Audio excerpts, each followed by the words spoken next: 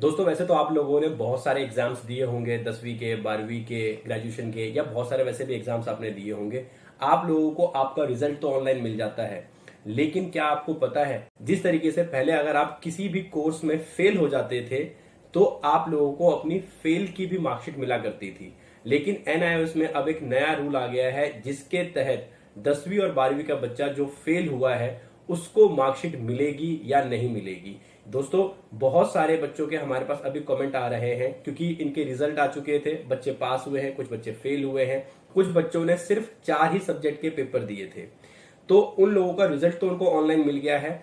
अब कुछ दिनों पहले से ही मार्कशीट इशू होनी शुरू हो चुकी है, तो बहुत सारे बच्चे परेशान हैं कि उनको उनकी मार्कशीट नहीं मिल रही है। कुछ बच्चे तो ऐसे हैं जिनके सब्जेक्ट्स पास हैं लेकिन उनको मार्कशीट नहीं मिल रही है, कुछ जो फेल है उनको मार्कशीट नहीं मिल रही है, जो पास हो गए उनको तो मार्कशीट मिल ही रही है। तो क्या रीजन है, एनआईओएस से उन लोगों को मार्कशीट मिलेगी या नहीं मिलेगी, जो फेल है या जो पास भी हैं, तो किन कारणों से उनको उनकी मार्कशीट नहीं मिलेगी, ये जानने के लिए बने रहिए हमारे साथ वीडियो। दोस्तों मेरा नाम है जसी और मैं आपके लेके आता हूं एनआईओएस से जुड़ी हुई तमाम जानकारियां जिसकी आप लोगों को तलाश होती है। हम हमेशा यही कोशिश करते रहते हैं कि आप लोगों का पैसा और समय कभी बर्बाद ना हो और जो भी आपको जानकारी चाहिए वो आप तक हम अपने माध्यम से पहुंचाते रहें। दोस्तों एक रिक्वेस्ट करना चाहूंगा वीडियो को आगे बढ़ाने से पहले कि अगर आप लोग हमारे चैनल पे नए हैं तो चैनल को सब्सक्राइब कर दीजिए, साथ में दिए गए बेल आइकन को हिट कर दीजिए ताकि आप लोगों को हमारे द्वारा बनाई गई सारी वीडियोस की नोटिफिकेशंस मिलती रहे और आप लोगों से कोई भी इंपॉर्टेंट नोटिफिकेशंस या कोई भी जानकारी छूटे नहीं। तो आइए कंटिन्यू करते हैं इस वीडियो को।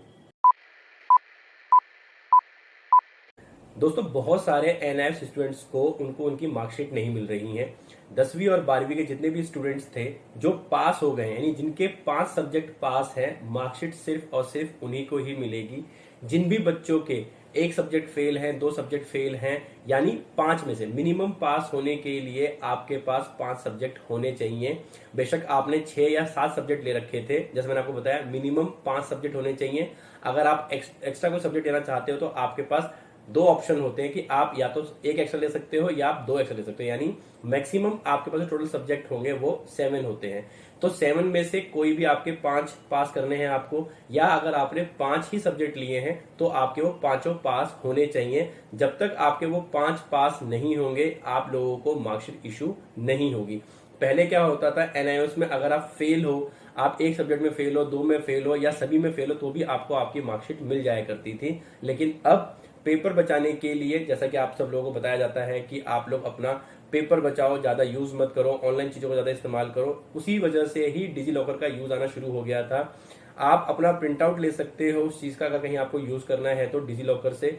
लेकिन जितने भी बच्चे फेल हुए हैं उन लोगों को उनकी मार्कशीट नहीं मिलेगी। अभी हमारे पास कॉन्टिन्यूसली बच्चों के मैसेजेस आ रहे हैं, कॉल आ रहे हैं कि सर मेरे सब्जेक्ट पास हुए थे लेकिन फिर भी मेरे को मार्कशीट नहीं मिली, या मैं फेल हो गया था, मुझे मार्कशीट नहीं मिल रही है, मैं क्या करूं, कैसे करूं। तो उनको परेशान होने की जरूरत नहीं है। उन्होंने अगर जो भी अपने सब्जेक्ट भरे हुए हैं वो अपने फेल सब्जेक्ट की एग्जाम फीस पे करके अपने एग्जाम दोबारा दे सकते हैं उन्हीं फेल सब्जेक्ट के। जब उनके 5 सब्जेक्ट पास हो जाएंगे तो उनको उनकी मार्कशीट मिल जाएगी। अब हम बात करते हैं ऐसे स्टूडेंट्स की जो पास तो हैं लेकिन उनको उनकी मार्कशीट नहीं मिल रही है। दोस्तों बहुत सारे बच्चे ऐसे हैं जिन्होंने लास्ट ईयर अपनी 10th पास करी थी और उसी के बाद ही उन्होंने अपना 12th का फॉर्म भर दिया था। एज पर गवर्नमेंट रूल आप लोगों के पास 1 साल का गैप होना चाहिए 11th क्लास करने के लिए। अगर आप 10th पास करते ही उसी साल अगर आप 12th का फॉर्म भर देते हैं तो आप लोग सिर्फ और सिर्फ 4 ही एग्जाम पेपर दे सकते हो।